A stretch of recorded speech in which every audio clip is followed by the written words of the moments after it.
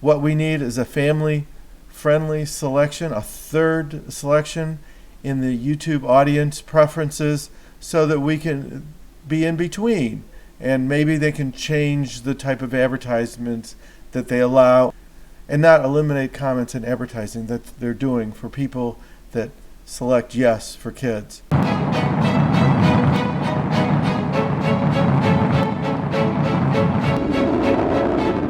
Hi, I'm Howard from Crazy Tech and Puppets, and I'm doing an update on the FTC COPPA regulations and rules. And I talked about leaving a message or comment for the FTC to see if they will respond. My problem is that although I have puppets that can attract kids, they're really puppet parodies for adults. And this has been the big buzz on YouTube right now. Everybody's going nuts because a lot of family community channels are going to have to be demonetized because they have kids that may be under 13. I've been listening to some attorneys and people that give YouTube advice on setting up your channels, like Derral is one guy, and he interviewed his attorney, Jeremy Johnston, and to talk about the problems are. The problem is that because of YouTube, we either have to set our channels yes for kids or no, not for kids. There's no middle ground. But there is a middle ground because the FTC provides information about family-friendly channels, but YouTube has not given us that selection in the audience. So far, my request to the FTC hasn't gotten any response. They probably won't respond. And there's a lot of other YouTubers that are talking about this. Some YouTubers think it's safe if you know you have your channel's only for adults, and some people say that it's safe even though you have some kid-related stuff, but you know it's not for kids under 13. These attorneys and these YouTube experts don't believe it's safe. People are worried about the potential $42,000 fine per video.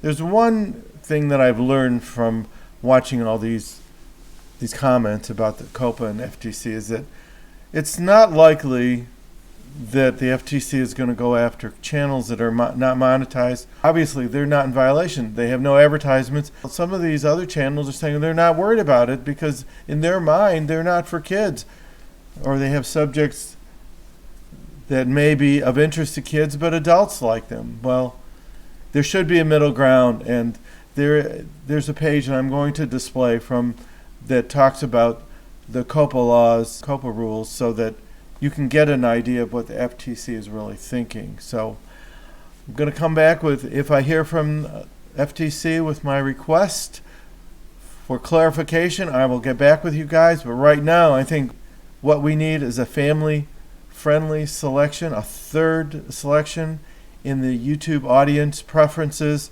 so that we can be in between, and maybe they can change the type of advertisements that they allow and not eliminate comments and advertising that they're doing for people that select yes for kids, because they're going to lose 90% of their revenue. Doesn't affect me because I'm retired and I'm not even monetized. And here's a page from COPPA and the FTC that show that they do support a middle selection for family-friendly YouTube channels.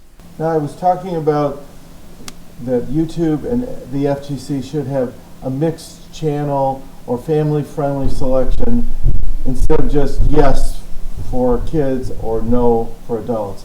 A mixed channel selection would allow YouTube channels to comply without losing all their monetization. And here is the tips advice for businesses under the FTC that shows that question. And here, if you look in the center of the screen under general audience, teen and mixed audience sites or services, and I'll click on this link, they're addressing it. And I click on, these are tips advice, and I click on that selection, and it details the questions. I have an online service that is intended for teenagers. How does COPPA affect me? And they're acknowledging that there may be, the commissioners think that this may work. Now, I wish that And they're addressing these questions. Can I block children under 13 from my general audience website or online service? And they're addressing that. I operate a general audience gaming site and do not ask visitors to reveal their ages.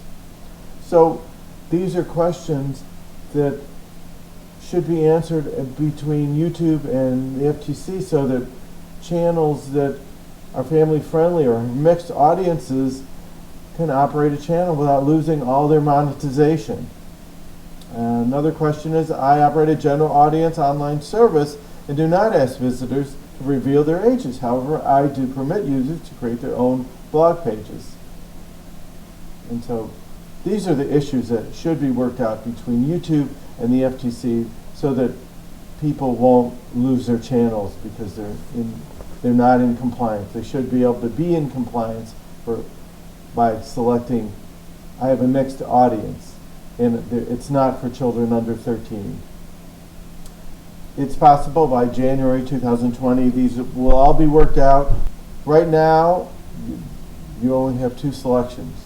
So maybe by January this will change. And even if you've selected yes for kids right now, but maybe in January, February, you'll be able to select for mixed audiences and retain some of your monetization. So let's hope this changes and the FTC is listening to our questions and our comments. This is what Derral Eves and Jeremy Johnston have been talking about. Jeremy Johnston who is Derral Eves' attorney, has been talking to the FTC commissioners, and these are important questions that he's getting across to them, and maybe it'll change by January 2020. So let's hope. The link to complying with COPPA and frequently asked questions will be in my description, and it's important. If you're concerned about this, it can help you understand what's going on and what might happen. If you like what you heard, please subscribe. The subscribe button is right over there.